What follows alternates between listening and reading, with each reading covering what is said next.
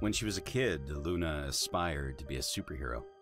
Not the ones in skin-tight suits that could fly, but the ones that identified connections where others didn't. She wanted X-ray vision to observe criminals when they tried to hide from the law, and supersonic hearing to listen in on mischievous talks, then a measure of heightened strength to restrain the guys bigger than her. This was all she craved when she was a child.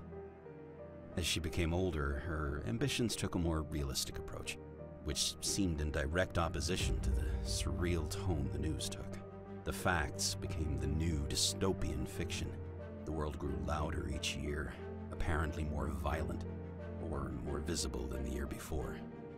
Her generation grew up looking to cull the increasingly violent trends that saw mass incarcerations, drug wars, and serial killers studying to gain notoriety. Luna took the analytical route in her quest for justice, feeling more at home processing case files, evidence, and connecting dots. Her cousin, a sister almost, enrolled in the academy and became an officer of the law. Even extended family, no matter how far away, seemed to gravitate towards law enforcement, almost as if it were in their blood. A murderer becomes a serial killer with just 2 more kills, a coworker informed her over scones and coffee one morning.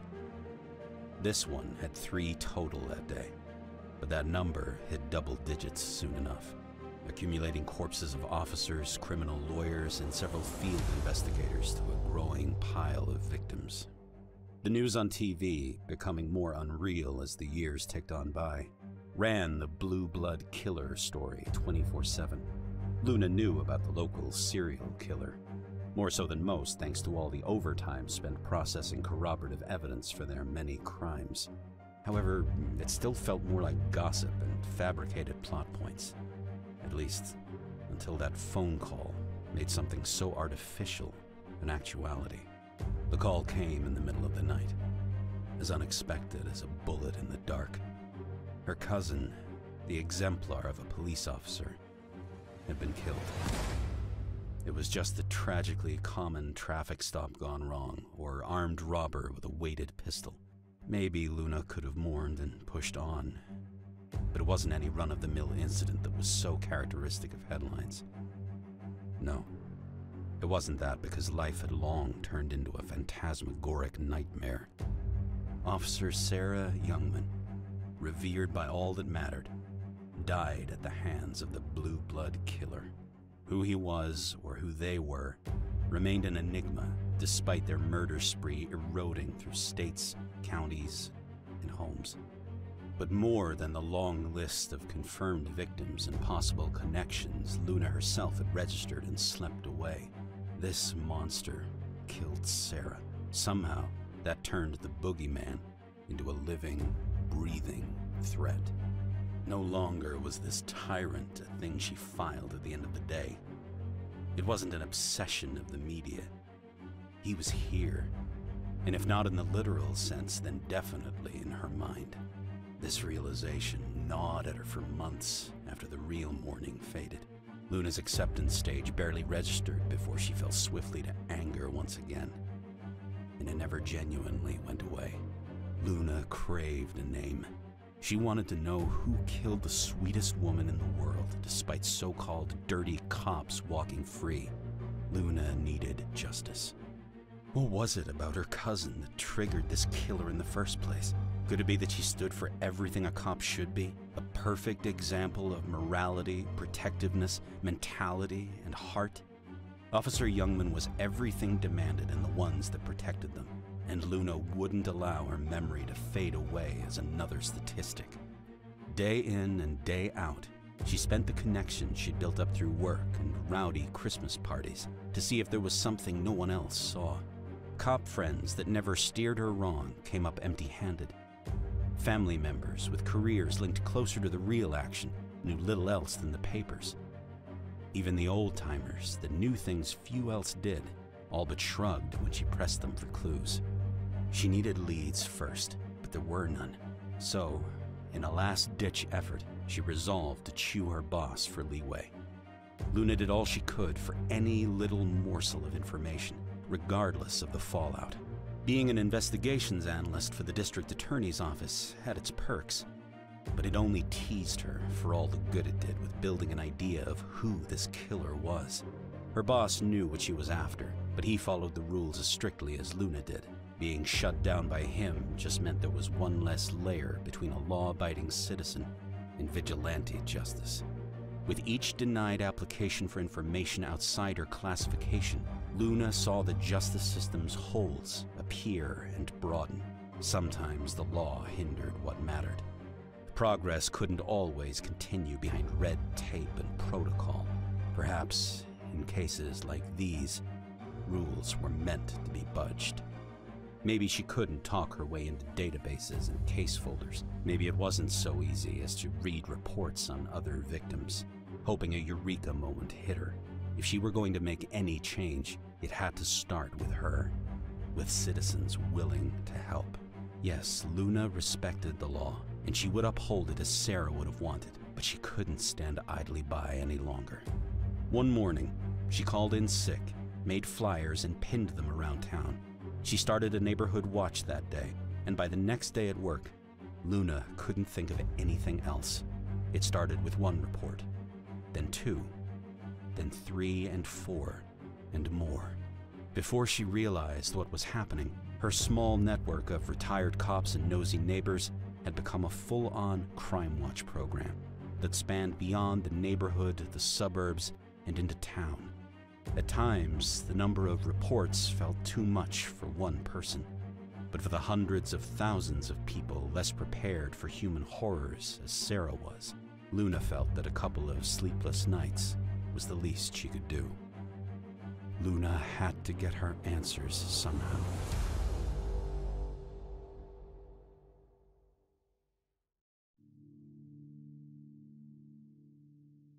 My computer and get the night started. I can already tell I'm gonna get this bitch killed. Alright, so the first thing I'm gonna do, lock the windows.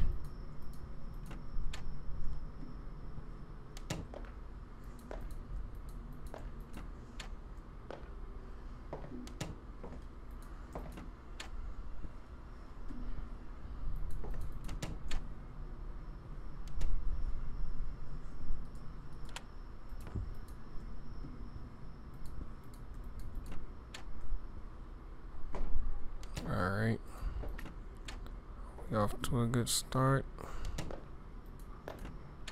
Yeah, this just back to the room, so we got 2 rooms. Why do people just be having, why do you have your lights, your windows just open?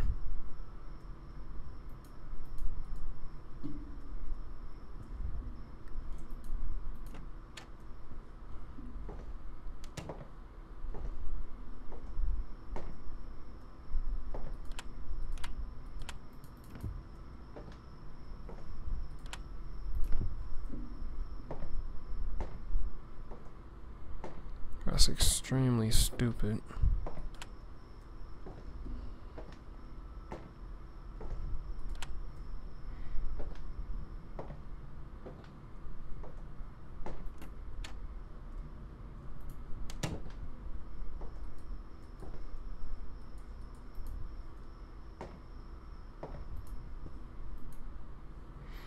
Alright, so far so good. What's your story? Oh, yeah. I need to read that email and check out those bolos.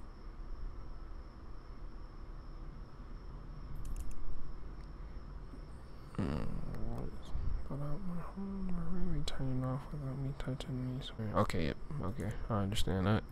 I understand that. Let's put this up, like right here.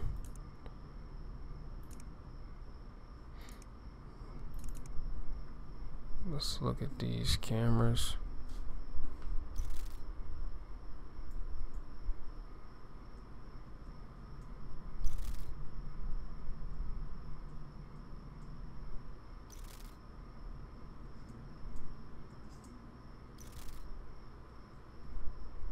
Alright, we good on that. Let's pull this up, pull this up. pull this up.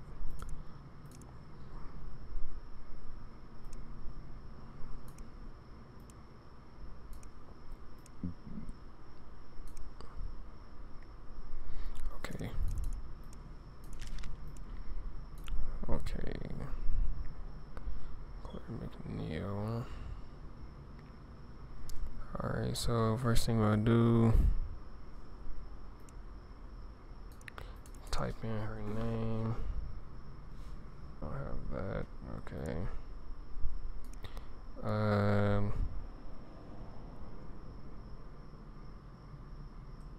Okay, I heard a car.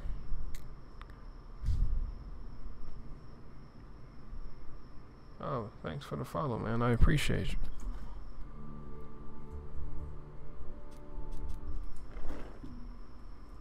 What the fuck was that? What the fuck was that? What was that?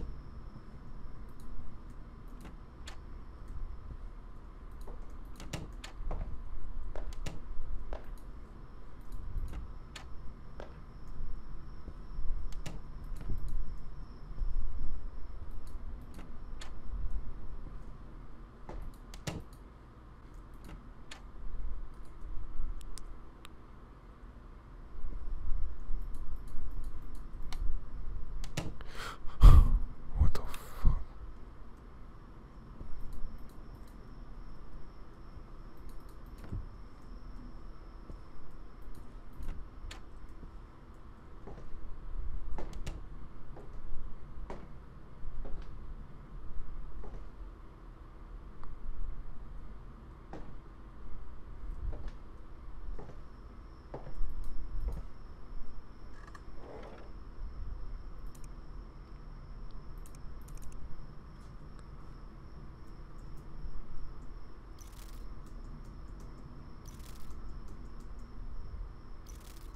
This damn power breaker.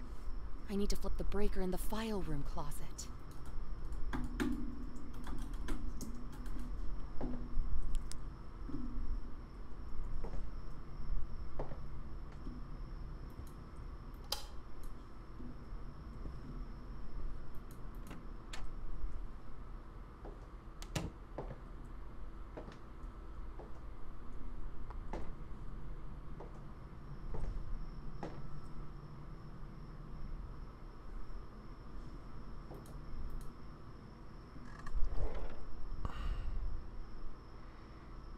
Okay.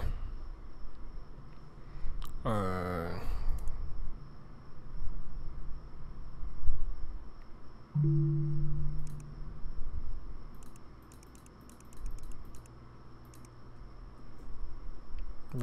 what is that? What is that? What is that? What is that?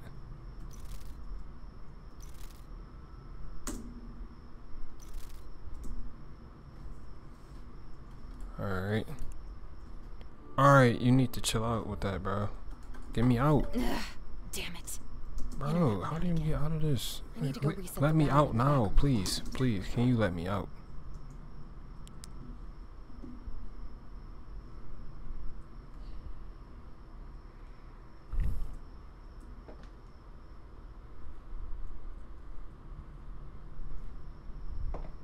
Damn, power went out, internet went out.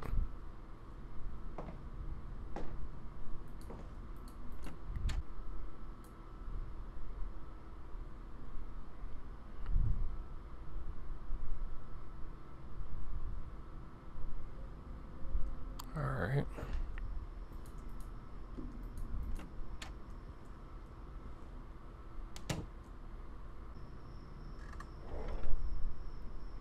I'm about to just say screw this report, because I can't find anything on her.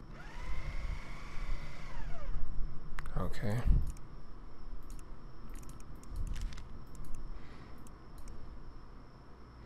David Redderman. Okay. So let's see if he bought some black bags. David.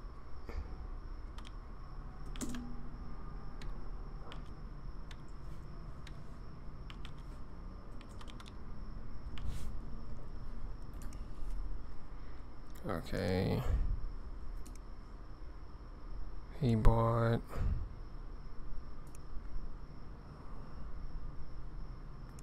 Alright, doesn't look like nothing.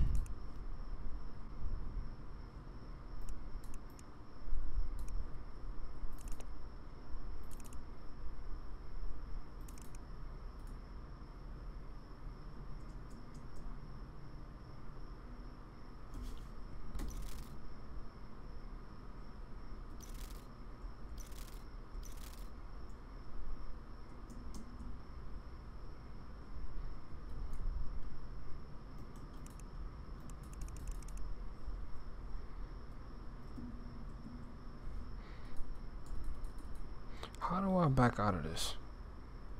Hold up. Nope.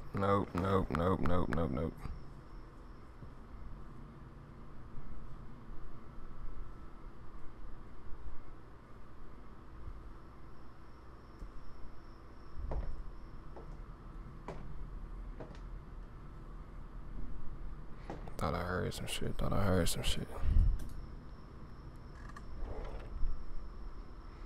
Alright, so I'm gonna be honest, I can't find anything on him. I forgot how to even get his MIDA, whatever, MIME, whatever the fuck. I'm just extremely nervous right now. Okay, that was just a mannequin.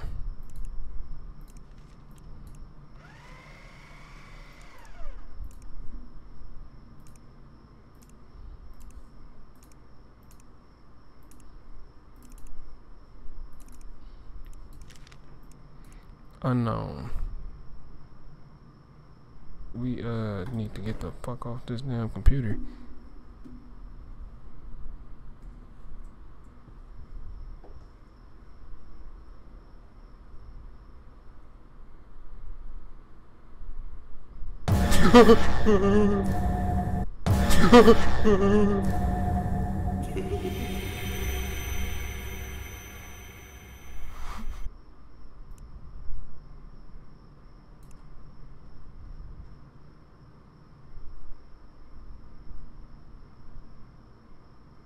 Well, she looks straight. Let me check her social.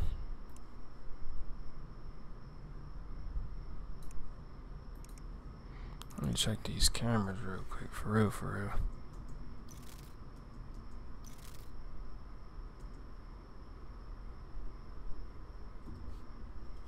Okay, social.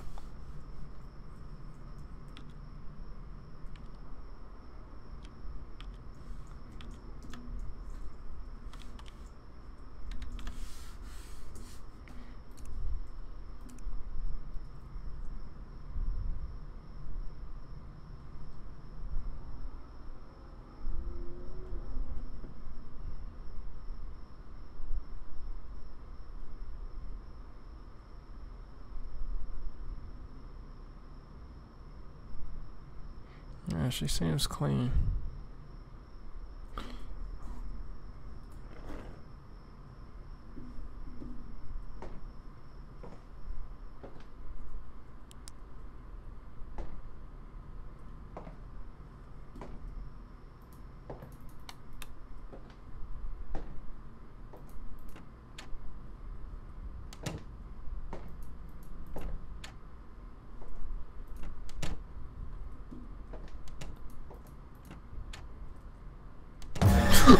Gaboo.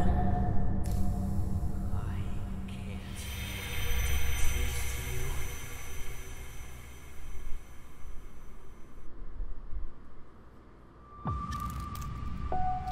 Bro, I was like, I know I just heard somebody in here.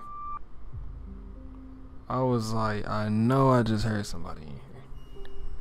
I know I just heard somebody in there. I'm like, someone's in my house.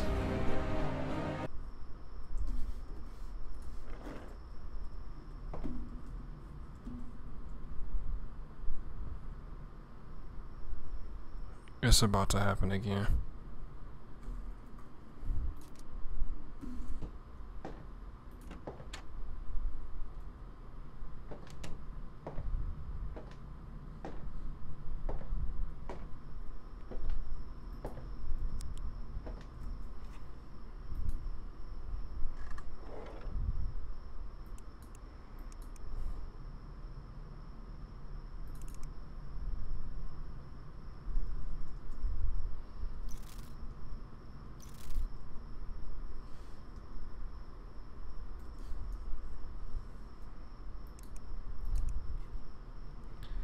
Ooh, this game is. Ooh, I mean, this game.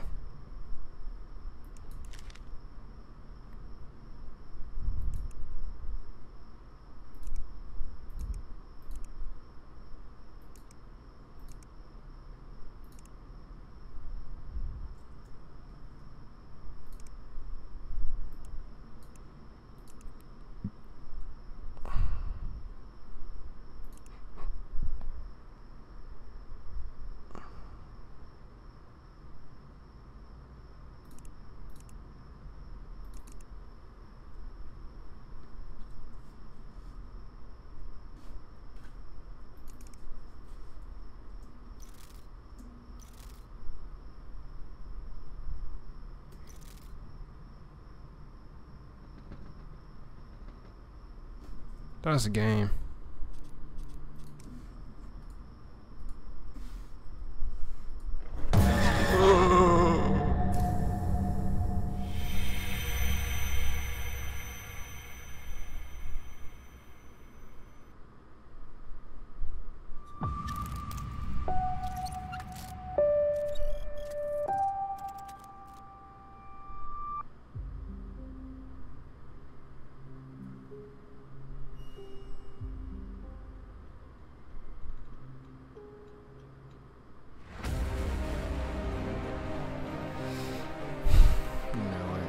That's enough for today.